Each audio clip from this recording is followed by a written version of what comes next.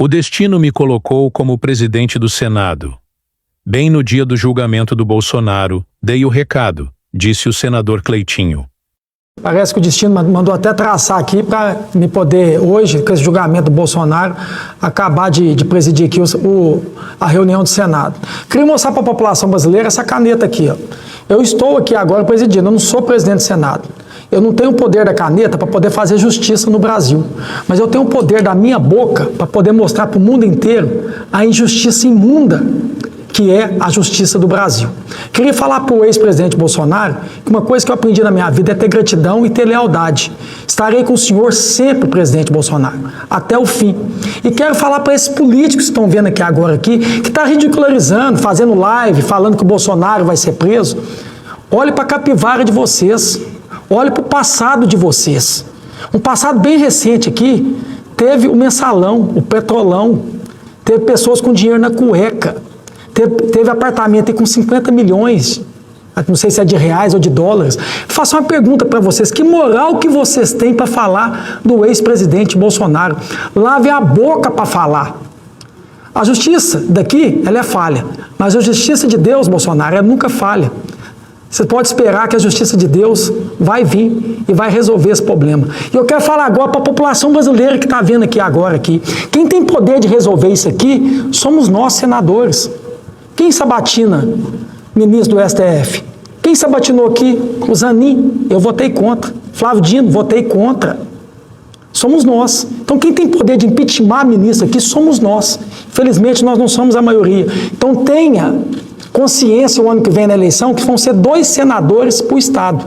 Então faça a parte de vocês. Vocês fazendo a parte de vocês, a hora que for 2027, eu e os outros senadores vamos fazer a parte nossa aqui e defender a honra não só do presidente Bolsonaro, mas de todo o povo brasileiro e colocar esse ministro no devido lugar deles. E uma coisa que eu aprendi sempre na minha vida é ter gratidão e ter lealdade e ter lado. Então, nesse momento que o Bolsonaro vem passando com essa covardia, essa injustiça que vem fazendo com ele, quero aqui deixar meu total apoio ao ex-presidente Bolsonaro e que ele pode contar comigo sempre. Porque a gente mais vê na política é quando não está legal, é o barco está afundando, é a turma pegar e pular do barco. Eu afundo no barco. Eu sempre fui assim, sempre vou ser assim. Então, que o presidente Bolsonaro pode sempre contar comigo agora e sempre. Vou estar sempre aqui honrando ele e defendendo a honra dele. E eu queria aqui mostrar para toda a população brasileira esse julgamento de hoje que está acontecendo. Isso não é eu que estou falando não, viu gente? Vou fazer questão de mostrar aqui. Se for o Fux. O Fux ontem também, que pediu vistas sobre o julgamento da Débora, que pode pegar aí 14 anos de prisão por ter vindo aqui no STF, aqui nessa estátua que tem aqui maravilhosa, e ter colocado lá de batom, perder o mané, e ainda pagar 30 milhões de reais. Né? Acho que teve consciência e pediu vista do que a justiça do Brasil vem fazendo durante esses anos. Isso deveria ser repercutido mundialmente. Uma mulher que veio aqui, uma mãe de família, trabalhadora, que eu fico vendo alguns canalhas ficar falando dela aqui, e olha que Deus descer aqui e abrir o livro de cada um, vai mostrar alguns livros aqui de alguns políticos desse Brasil que desviaram e roubaram dinheiro. Porque eu faço uma pergunta. O senhor Sérgio Cabral, que pegou uma condenação de 400 anos, que eu falo sempre aqui, para poder pagar essa condenação, ele tinha que ressuscitar no mínimo 4 vezes e ser bom de saúde para poder ressuscitar. Tá solto, livre, leve e solto, fazendo aí turnê, falando de filme, enchendo o saco e querendo ser candidato. Ele desviou na saúde quase 300 milhões de reais. Pergunta se esse cidadão devolveu 300 milhões de reais. Pergunta se ele pegou uma multa de pagar 300 milhões de reais. Essa moça que veio aqui, sujou de batom aqui, pagar uma multa de 30 milhões de reais. Ainda bem que o Fux teve consciência, e está tendo consciência novamente, gente, que eu queria mostrar para vocês a fala dele agora aqui, ó. É ele que está falando, olha isso aqui, ó. Essa matéria não é tão pacífica assim. Essa matéria já foi mudada e remudada e voltou-se à tese originária várias vezes. Primeiro, no meu modo de ver, se essa matéria fosse tão pacífica, depois da mudança do regimento, dias atrás, desse mês, 11 de março de 2025. Presta atenção. 11 de março de 2025. Eu votei na companhia de outros colegas e fiquei vencido. E por quê? Porque ou nós estamos julgando pessoas que não exercem mais função pública e não têm força prerrogativa no Supremo, ou nós estamos julgando pessoas que têm essa prerrogativa e o local correto seria efetivamente o plenário do Supremo Tribunal Federal.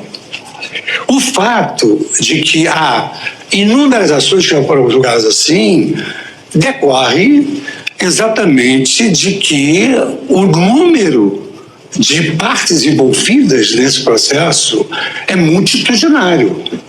Mas, se nós vamos analisar a história, desde a súmula 394, que dizia que não se poderia aplicar o foro por uma questão de isonomia, autoridades públicas. Depois a mudança de que autoridades públicas deveriam se submeter ao Supremo. Depois, mais uma vez, que não deveriam se submeter ao Supremo. E agora, essa última fórmula da questão de ordem no inquérito 4787, do qual restei vencido, reconheço, restei vencido, assentou-se efetivamente que, digamos assim, essa competência não prevaleceria e prevaleceria, então, a questão da competência do Supremo Tribunal Federal, ainda que os agentes não exercessem mais cargo público. O ministro...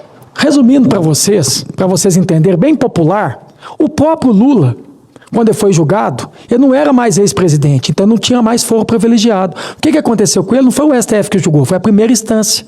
Sabe o que eles fizeram agora, que mostra a perseguição em cima do Bolsonaro? Agora em março, quase 10 dias antes desse julgamento, eles entraram com o regimento aqui, o regimento interno aqui, o entendimento que sim, poderia julgar agora também, para o Bolsonaro não ter mais foro privilegiado, daí o STF julgar. Quer dizer, na lógica, o Bolsonaro tinha que estar sendo julgado na primeira instância, porque não é mais presidente, ele não é mais autoridade, ele não tem mais foro privilegiado. Foi como aconteceu com Lula. Mas toda a perseguição em cima do ex-presidente Bolsonaro, eles entraram no entendimento aqui para poder sim, poder julgar agora. E não foi unânime não, viu? O próprio o Fux aqui fala isso, voto vencido. Então isso aqui, Fux, tenha a mesma consciência que você teve com a questão da Débora e peça vista amanhã sobre esse julgamento do Bolsonaro, que isso aqui é só perseguição. Eu não posso ter a caneta para fazer justiça, mas eu tenho a boca para poder combater injustiça, que minha boca chegue o mundo inteiro para mostrar o que eles estão fazendo com o ex-presidente Bolsonaro. É só perseguição. Isso aqui é só perseguição, é medo que tem para deixar o Bolsonaro ser candidato no ano que vem, e sabe que se o Bolsonaro for candidato no ano que vem, vai ganhar a eleição. Faça pesquisa novamente, gente. Faça o Lula que está lá no Japão andar no meio do povo. Faça o Lula fazer isso, andar no meio do povo. Ir para a rua. Se quiser, eu vou com ele. Se quiser, eu vou. Vamos andar no centro da cidade, das capitais, aqui do DF, lá de Belo Horizonte, lá do Nordeste. Faça isso. Isso é tudo medo do Bolsonaro. Por isso que querem de todo custo prender o Bolsonaro. Mas como eu sou homem e tenho gratidão e tenho lado, independente do que acontecer com o Bolsonaro, estarei com o Bolsonaro. Sempre vou ser assim. E deixar bem claro aqui, eu nunca achei que existe salvador da pátria no mundo, no Brasil, em qualquer lugar, não. Você pega as histórias aí dos governantes, de Davi, de Moisés, de Salomão, e de por aí vai. Todos os reis, todos os governantes erraram. Ninguém é perfeito.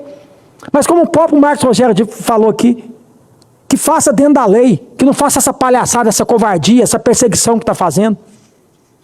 Isso aqui está virando no Brasil aqui, é uma vergonha. E eu espero que o mundo veja essa vergonha, que o Brasil, que a justiça vem passando nesse país aqui. Pois eu não vou ficar calado.